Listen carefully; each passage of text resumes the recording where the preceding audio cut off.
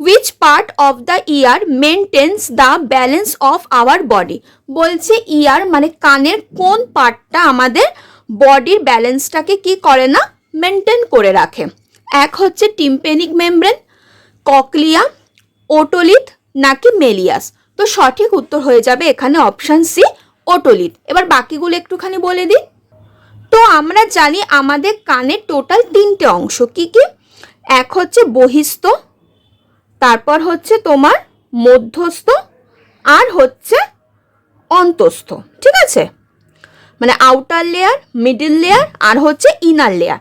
এবার এই যে আউটার লেয়ারটা আছে মানে হচ্ছে বহিস্থ অংশ, এই বহিস্থ অংশে রয়েছে পিন্না আর একটা আছে ইয়ার ক্যানাল, ঠিক আছে?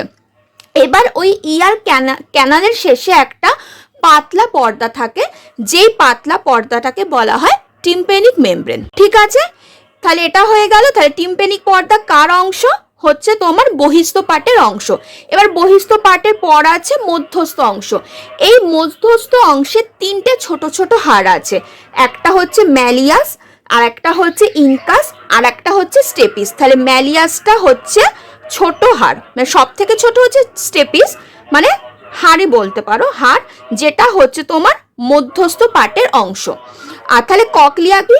ককলিয়া হচ্ছে আমাদের যে মানে অভ্যন্তরস্থ যে পার্টটা আছে কানের, তো সেখানে একটা কুণ্ডলি পাকানো নল থাকে, যেই নলটাকে বলা হচ্ছে ককলিয়া। যেই ককলিয়ার মধ্যে থাকে হচ্ছে এক ধরনের ফ্লুইড, যেই ফ্লুইডে তোমার বিভিন্ন নার্ভ সেলগুলো থাকে, যেটা শব্দের দ্বারা আর কি ভাইব্রেট হয়। বোঝা গেল? তাহলে এই ওটোলিথটা কার মানে কোন পার্টের মধ্যে পড়ছে? এটাও কিন্তু তোমার অন্তস্থ পার্টের মধ্যে পড়ছে। তো অন্তস্থ পার্টের একটা ছোট্ট অংশ হচ্ছে ওটোলিথ, যেটা তোমার আর কি ক্যালসিয়াম কার্বনেটের আর কি দ্বারা আর কি মেমব্রেন দিয়ে মানে দ্বারা আর কি আবৃত থাকে, মেমব্রেন দ্বারা আবৃত থাকে।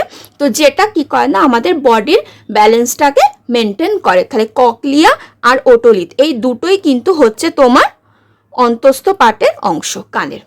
আশা করি তোমাদের ক্লিয়ার করাতে পেরেছি।